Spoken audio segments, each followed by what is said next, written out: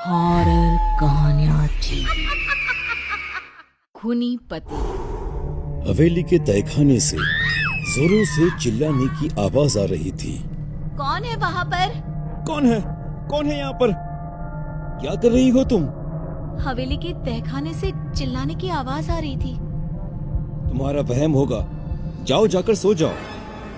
देख निवेदिता, कितना हैंडसम बंदा है। इसे देखकर तो मेरे दिल से आह निकल रही है। तेरे दिल का क्या है? वो तो रोज किसी पर भी आ जाता है। नहीं यार, बंदा देखना बहुत खूबसूरत है। सुहानी के कहने पर निवेदिता ने अपनी गर्दन ऊपर उठाकर देखा तो सामने सचिन खड़ा था। निवेदिता भी उसे देखती ही रह गई। क्या हुआ? अब तेरे होश फाख्ता नहीं हुए? सच में यार, बंदा बहुत हैंडसम है। खैर मुझे क्या, कॉलेज में खूबसूरत लड़कियों की कमी है जो ये बंदा मुझे घास डालेगा। क्या कमी है तुझ में? कॉलेज की टॉपर है तू। लड़के तेरे आगे पीछे लट्टू की तरह घूमते हैं। अरे क्यों झूठ बोल रही है? क्या मुझे पता नहीं? कोई लड़का मेरी ओर देखता भी नहीं है। लड़कों को खूबसूरत गोरी लड़कियां पसंद है। मुझ जैसी सांवली लड़की की ओर कोई क्यों ध्यान देगा? हर कोई शक्ल देखकर प्यार नहीं करता। किसी को तो तेरे खूबसूरत दिल से प्यार हो जाएगा ना। जब किसी को प्यार होगा तो होता रहेगा। अभी क्लास में चले, देर होगी ना तो प्रोफेसर की डांट जरूर मिल जाएगी।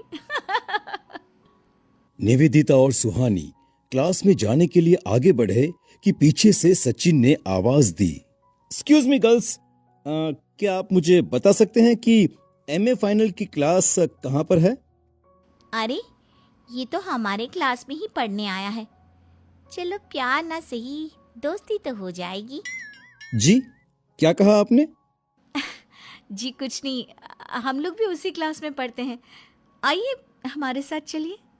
निवेदिता और सचिन जैसे ही क्लास में पहुंचते हैं, वहां पर किसी नए टीचर के आने की चर्चा हो रही थी। अरे यार, सुना है हमें हिस्ट्री पढ़ाने के लिए एक नई प्रोफेसर आने वाली है। हिस्ट्री जैसे बोरिंग सब्जेक्ट का प्रोफेसर कितना बोरिंग होगा यार। आप ऐसा कैसे कह सकते हैं कि हिस्ट्री का प्रोफेसर बोर होगा? हाँ, लगता है आप इस कॉलेज में नए आए हैं। आपको पता नहीं है कि प्रोफेसर कितने बुजुर्ग हैं। शायद हिस्ट्री का प्रोफेसर भी कुछ समय बाद हिस्ट्री बनने वाला होगा। चेतन की बात सुनकर सभी जोरों से हंसने लगते हैं। तभी सचिन आगे बढ़कर लेक्चर स्टैंड के पास खड़ा हुआ मिलता है। Hello everyone, my self Sachin Malhotra, your new history teacher. Sachin के मुंह से ये बात सुनकर सभी लोग आश्चर्य से उसकी ओर देखने लगते हैं। अब तो आप लोगों के लिए हिस्ट्री बोरिंग नहीं होगी ना? सचिन की बातें निवेदिता को उसकी ओर आकर्षित कर रही थी। वही निवेदिता की सादगी सचिन को उसकी ओर आकर्षित कर रही थी। और साथ साथ समय बिताते बिताते दोनों ने शादी का फैसला ले लिया था। और शादी के बाद निवेदिता सचिन के घर दुल्हन बनकर आ गई। अरे घर क्या, बहुत बड़ी पुरानी हवेली थी। शादी में जितने भी रिश्तेदार आए थे वह सभी निवेदिता की तरफ से ही थे। सचिन की तरफ से कोई भी रिश्तेदार शामिल नहीं हुआ था। सचिन की हवेली पर भी कोई उनका स्वागत करने के लिए नहीं था। सचिन, तुमने तो बताया था कि तुम्हारी जॉइंट फैमिली है, पूरा परिवार एक साथ रहता है, मगर ना तो हमारी शादी में कोई आया और ना ही अब यहाँ पर कोई है। हाँ, मेरी जॉइंट फैमिली है, मगर मेरी लव मैरिज के कारण कोई भी हमारी शादी में शामिल नहीं हुआ। और सब लोग यहाँ नहीं, गांव में रहते हैं। जल्द ही मैं तुम्हें उन सब से मिलाने ले जाऊंगा। ओके? जल्द ही क्यों? हमें हमारी नई जिंदगी शुरू करने से पहले एक बार उन लोगों का आशीर्वाद जरूर लेना चाहिए। हम लोग आज ही गांव चले क्या? निवेदिता की बात सुनकर सचिन नाराज हो गया। एक बार कह दिया ना, हम लोग बाद में जाएंगे मतलब बाद में जाएंगे। तुम्हें कोई भी बात समझ में नहीं आती क्या?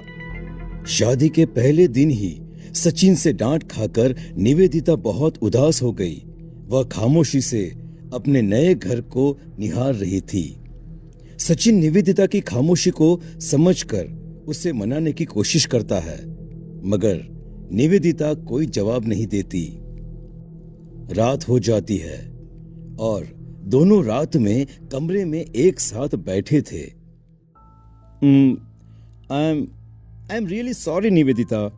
देखो, मुझे समझना चाहिए था कि तुम्हारा इस घर में पहला दिन है, तुम घर के लोगों को कैसे जानती होगी, मगर इतना समझ लो, मेरे पूरे परिवार में कोई भी हमारी शादी से खुश नहीं है। मैं नहीं चाहता कि तुम्हें उन लोगों के ताने सुनने पड़े, और वैसे भी आज की रात हम दोनों की खास रात है। इस तरह नाराज होकर मुझसे दूर क्यों बैठी हो? सचिन के मनाने पर निवेदिता उसके करीब आ जाती है। दोनों खुश हुए और अचानक हवेली के तहखाने से जोरों से चिल्लाने की आवाज आने लगी थी। कौन है वहाँ पर? कहाँ पर? कौन है? क्या कह रही हो तुम? हवेली के तहखाने से चिल्लाने की आवाज आ रही थी। अरे तुम्हारा वहम होगा, लगता है तुम थक गई हो, सो जाओ। आधी रात के बाद जब निवेदिता की नींद खुली तो सचिन कमरे में नहीं था। निवेदिता उसकी तलाश में कमरे से बाहर निकली ही थी कि तहखाने से और जोरों से आवाज आ रही थी। निवेदिता के कदम खुद ब खुद तहखाने की ओर बढ़ गए। तहखाने का दरवाजा खोलकर वह आगे बढ़ी और वहां का नजारा देखकर उसके होश उड़ गए। वहां का नजारा बहुत ही डरावना था। चारों ओर खून और हड्डियां बिखरी हुई थी। पूरे तहखाने में से सड़े हुए मांस की बदबू आ रही थी। निवेदिता ने अपनी साड़ी के पल्लू से अपना मुंह ढक लिया। ये सब क्या है? कुछ समझ में नहीं आ रहा है। और ये सचिन कहाँ है? आधी रात को इस तरह मुझे अकेला छोड़कर कहाँ चला गया? क्या उसे सबके बारे में पता है? मुझे जल्दी ही सचिन को ये सब कुछ बताना होगा। सोचते हुए निवेदिता जैसे ही तहखाने से निकलने के लिए पलटी, उसके पीछे सचिन खड़ा था। निवेदिता, तुम यहाँ पर क्या कर रही हो? तुम्हें तो कमरे में होना था ना? तुम कमरे में नहीं थे तो तुम्हें ढूंढते हुए मैं यहाँ आ गई। खैर छोड़ो ये सब, और ये देखो तहखाने का क्या हाल हो रखा है। ये सब लंबी कहानी है, तुम अभी ऊपर चलो। किसी से भी तहखाने का जिक्र करने की जरूरत नहीं है, ओके? मगर सचिन ये सब। कहा ना ऊपर चलो। तुम्हारा मन ये सब कुछ देखकर खराब हो गया होगा। चलो, तुम्हें कुछ ठंडा पिलाता हूँ। किचन में आकर सचिन ने निवेदिता के लिए फ्रिज में से कोल्ड ड्रिंक की बोतल निकाली और 2 ग्लास में सर्व करके ले गया। कोल्ड ड्रिंक पीने के कुछ देर बाद ही निवेदिता बेहोश हो गई। निवेदिता को जब होश आया तो वह तहखाने में कैद थी। उसके सामने बैठा हुआ सचिन कच्चे मांस को चबा रहा था। ओह, तो तुम्हें होश आ गया? सोचा था कुछ दिनों के बाद तुम्हारा काम तमाम कर लूंगा, मगर तुम्हें तो मरने की बड़ी जल्दी पड़ी थी। मना करने के बावजूद भी तहखाने में आ गई। कौन हो तुम? मैं कौन हूँ? मैं तुम्हारा पति हूँ निवेदिता, पहचाना नहीं?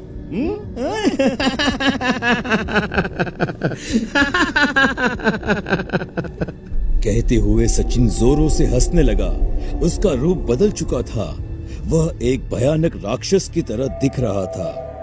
तुम जैसी सीधी सादी लड़कियों का खून मुझे बहुत पसंद है। कहते हुए सचिन ने अपने हाथ के चाकू से निवेदिता का हाथ तोड़कर अलग कर दिया। निवेदिता दर्द से करा उठी। सचिन उसके हाथों का मांस खा रहा था। निवेदिता ने यह दृश्य देखकर अपनी आंखें बंद कर ली। मेरे 3-4 दिन के भोजन का इंतजाम तो हो ही गया है। नए शिकार की तलाश में बाद में निकलूंगा। तुम्हारे खून की खुशबू तुम्हारी तरह ही अच्छी है। जवान लड़कियों का खून पीकर ही तो मैं इतना खूबसूरत और जवान बनता रहता हूँ। अब समझ में आया?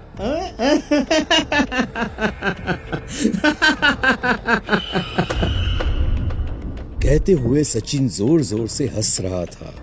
प्लीज छोड़ दो मुझे जाने दो। मैं किसी से भी तुम्हारे और तुम्हारे तहखाने के बारे में कोई बात नहीं करूंगी। सचिन ने उसे मुंह पर उंगली रखकर चुप रहने का इशारा किया। लगता है तुम्हें मरने की बड़ी जल्दी है। जो यहां से निकलने की बात कर रही हो।